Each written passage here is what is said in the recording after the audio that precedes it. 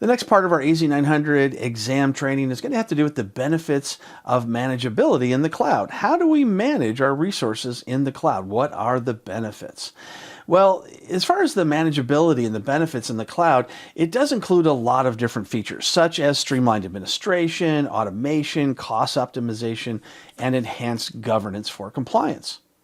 So instead of physically managing our on-premises infrastructure, manageability in the cloud provides lots of different tools that we can use to control those resources, and we can do it remotely. Now we can do that with a centralized dashboard. The Azure portal is going to provide this user-friendly interface to manage all of your different resources, including things like virtual machines, databases, storage, virtual accounts, various different things I've demonstrated in previous videos and will demonstrate in upcoming videos on how to manage. It's going to eliminate the need for multiple different tools. And from the web console, you can also open up command line interfaces, such as Bash from Linux, as well as the Azure PowerShell. We can access this from any internet-connected location. So admins can manage resources from pretty much anywhere with your internet connection. And this provides a lot of flexibility. You also have reduced operational overhead, such as having to apply updates, manage hardware, ensuring uptime. This is if, of course, you use the platform as a service or software as a service. If you're using the infrastructure as a service, then you will have to do your own updates and various other types of work, like managing the network.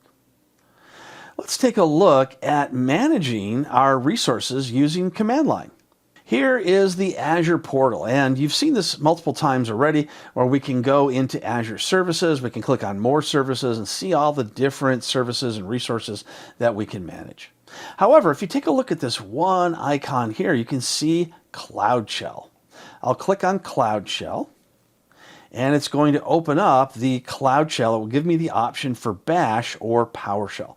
This is also known as the CLI when it comes to the AZ-900 exam, so keep that in mind. So I can open up either one of these. I'll choose PowerShell. You're going to be prompted for no storage account required or mount an existing storage account. I've already got an existing storage account, so I can go ahead and choose that if I'd like. I'll choose my Azure subscription. I can also use an existing private virtual network if I have one. I don't, but that is something to be aware of. So I'll apply. So I'm going to choose to select an existing storage account. If you don't have one, then let Azure create one for you. This allows you to save a lot of the commands and responses inside Azure. If you don't choose to have a storage account added or use a storage account, then the next time you go in, you may have to re-enter a lot of the different PowerShell commandlets that you won't necessarily want to have to manually type out a second or third time. Now, if you are never going to type those again and it doesn't matter, okay, fine. Then go ahead and choose the option on the first screen where you don't need a storage requirement. You could also go through the motions of creating a storage account as well. But I already have one, so I'll go ahead and choose to select it. And I'll choose my resource group. I only have the RG1 that I'm currently using. And I've got my store that I've created earlier. And I'll need to create a file share to go with it.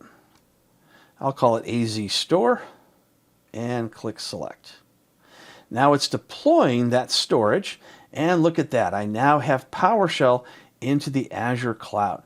So from here I can create resources such as virtual machines, I can edit existing ones, pretty much anything that I can do within the web interface. I can now do this within Azure as long as I have the correct modules loaded and I have the correct commandlets that I need to type.